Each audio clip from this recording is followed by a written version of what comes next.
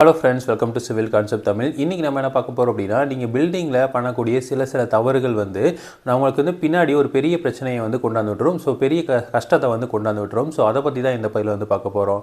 அதாவது ஒரு பில்டிங் வந்து நம்ம பிளான் பண்ணுறோம், ஒரு வீடு கட்டுற பிளான் பண்ணுறோம் அப்படின்னா அதில் எல்லா பிளானிங்குமே வந்து பர்ஃபெக்டாக வந்து இருக்கணும். ஸோ அதை விட்டுட்டு நம்ம வந்து ஒரு நிறைய ஒர்க் பண்ணி அதுக்கப்புறம் வந்து அதில் ஒரு சின்ன அசிங்கமான ஒரு அமைப்புகள் வந்துருச்சு அப்படின்னா ரொம்ப தப்பாக போயிடும்.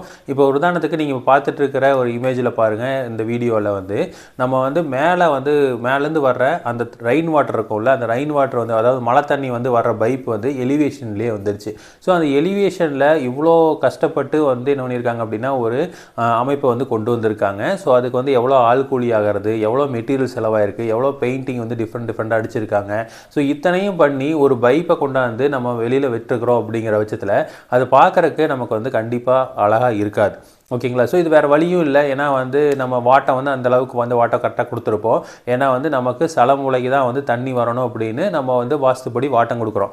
அப்போது அந்த வாட்டத்தை கொடுத்துட்டு அதுலேருந்து பைப்பை வந்து வெளியே எடுத்து கொண்டு வந்து கீழே இறக்குறோம் அப்படின்னா அது பார்க்குறக்கு இவ்வளோ அசிங்கமாக போச்சு அப்படின்னா நம்மளோட வீட்டோட எலிவேஷனே வந்து நல்லா இல்லாமல் போயிடும். ஓகேங்களா? அப்போ நம்ம வந்து கரெக்டாக பிளான் பண்ணல அப்படின்னு அர்த்தம். ஸோ கரெக்டாக பிளான் பண்ணி தான் என்ன பண்ணியிருக்கலாம் அப்படின்னா ஏதாவது வந்து ஒரு இடத்துல வந்து ஒரு செவத்துக்குள்ளேயே போகிற மாதிரியோ அல்லது வந்து ஒரு அமைப்புகள் வந்து ஒரு வெளியில் வந்து ஒரு ப்ரொஜெக்ஷன் இருக்கும் அப்படின்னா அந்த ப்ரொஜெக்ஷன் இந்த சைடு வர மாதிரி பார்வைக்கு தெரியாத மாதிரி கொண்டு வந்திருக்கலாம். இல்லை வந்து மாடியிலேயே வந்து பார்த்திங்கன்னா ஒரு சின்ன ட்ரெயின் மாதிரி வந்து கொடுத்துட்டு அதுக்கப்புறம் வந்து வெளியிலேருந்து கனெக்ட் ஆகிற மாதிரி கொடுத்துருக்கலாம். ஸோ இந்த மாதிரி நிறைய ஆப்ஷன்ஸ் இருக்குது. அந்த ஆப்ஷன்லாம் விட்டுட்டு நம்ம கடைசியில் கட்டி முடித்த பிறகு நம்ம என்ன பண்ணியிருப்போம், மேலே வந்து சுருக்கி போட்டு வாட்டத்தை பார்த்துருப்போம்.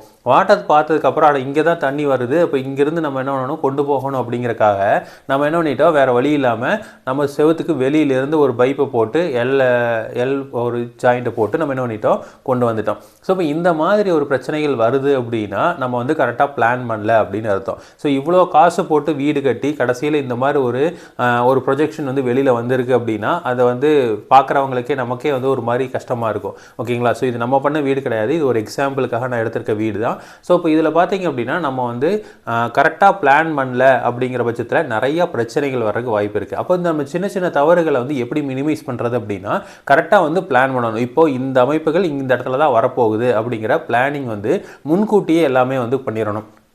எலிவேஷன் வந்து நீங்கள் ஒரு 5,000 10,000 செலவான ஆகிட்டு போகுது. எலிவேஷன் ஒரு இன்ஜினியர்கிட்ட 3D மாடலிங் வந்து வாங்கி 3D எலிவேஷன் வாங்கி பாருங்கள். வாங்கி பார்த்துட்டு ஸோ இப்போ இந்த இடத்துல வந்து ஏதாவது வந்துட போகுது அப்படின்ட்டு அதுக்கேற்ற மாதிரி இன்ஜினியர்ட்டையோ இல்லை வந்து உங்கள் மேஸ்திரிட்டையோ சொல்லி அந்த பிளானிங்கை வந்து கொண்டு வரணும். ஸோ அதுதான் வந்து ரொம்ப முக்கியமான ஒன்று. அப்போது ஒரு வீடு வந்து எந்த மாதிரி வரப்போகுது அப்படிங்கிறத முன்கூட்டியே நம்ம வந்து ஒரு அனலைஸ் பண்ணி வச்சுக்கணும். ஸோ நிறையா பேர் என்ன பண்ணுறாங்க அப்படின்னா நெட்டில் வந்து ஒரு இமேஜை பார்த்துட்டு அந்த இமேஜில் இருக்கிற மாதிரியே நமக்கு வரணும் அப்படின்னு நினைக்கிறாங்க. அப்போ அந்த இமேஜ் மாதிரியே அதில் வரணும் அப்படின்னா அந்த பிளான் எப்படி இருக்குது, இந்த பிளான் எப்படி இருக்குது, ஸோ அதை வந்து நம்ம பார்க்கணும். இப்போ ஒரு உதாரணத்துக்கு நீங்கள் வந்து ஒரு இன்ஜினியர்கிட்ட ஒரு 3D மாடலிங் பண்ணுறவங்ககிட்ட கொண்டு போய் நம்ம பிளானை கொடுத்தீங்க அப்படின்னா அதுக்கேற்ற மாதிரி அவங்க வந்து ஒரு 3D மாடலிங் போட்டு கொடுப்பாங்க. நீங்கள் நெட்டில் பார்க்குறது வந்து வேறு ஒரு பிளானுக்கு உண்டான 3D மாடலிங். புரியுதுங்களா? ஸோ அப்போ அது ரெண்டுக்கும் வித்தியாசம் புரிஞ்சுக்கங்க. அதாவது மேலே இருக்கிற கைவிடிச்சவரில் மட்டும் இந்த டிசைன் பண்ணலாம் அப்படின்னு நினைக்கிறது வந்து அது ஓகேங்களா? ஆனால் மொத்த எலிவேஷனுமே வந்து அந்த நெட்டில் இருக்கிற மாதிரி வரணும் அப்படின்னா அது கஷ்டமான ஒன்று. ஸோ அதனால் வந்து நீங்கள் இதெல்லாம் தெளிவாக பார்த்துட்டு வீடு கட்டுறப்போ இதையெல்லாம் வந்து தெளிவாக பார்த்தீங்க அப்படின்னா நமக்கு வந்து இந்த மாதிரி சின்ன பிரச்சனைகள் வர்றதை நம்ம தவிர்க்க முடியும். இப்போ இந்த வீட்டுக்காரர் என்ன நினைப்பார், இவ்வளோ தூரம் அழகாக வந்து நம்ம காசு செலவு பண்ணி வீடு கட்டியிருக்கோம், இந்த இடத்துல வந்து ஒரு ப்ரொஜெக்ஷன் வருது. ஸோ வரவங்கெல்லாம் வரவங்கலாம் வந்து சொல்லிட்டு போவாங்க, இந்த மாதிரிலாம் இது வெளியில் இப்படி ஒன்று நீட்டிட்டு இருக்குது, இப்படி ஒன்று நீட்டிட்டு இருக்குதுன்னு சொல்லிட்டு போனாங்க, நமக்கு வந்து மனசு கஷ்டமாயிடும். ஓகேங்களா? ஸோ இப்போ இந்த எலிவேஷன் பொறுத்த வரைக்கும் நம்ம காசு அதிகமாக செலவு பண்ணுறோம். அப்படி செலவு பண்ணுறதை வந்து ஒர்த்தாக இருக்கணும் அப்படின்னா இந்த மாதிரி ப்ரொஜெக்ஷன்ஸ் இதெல்லாம் வந்து அன்வான்ட் அக்சசரிஸ்லாம் அங்கே வரக்கூடாது. ஓகேங்களா? ஸோ இதை வந்து தெளிவாக பார்த்துட்டு அதுக்கப்புறம் பிளான் பண்ணுங்கள். ஸோ இதே மாதிரி இன்ஃபர்மேஷன் உங்களுக்கு தொடர்ந்து வேணும் அப்படின்னு எங்கள் சேனலை சப்ஸ்கிரைப் பண்ணுங்கள். தேங்க்யூ.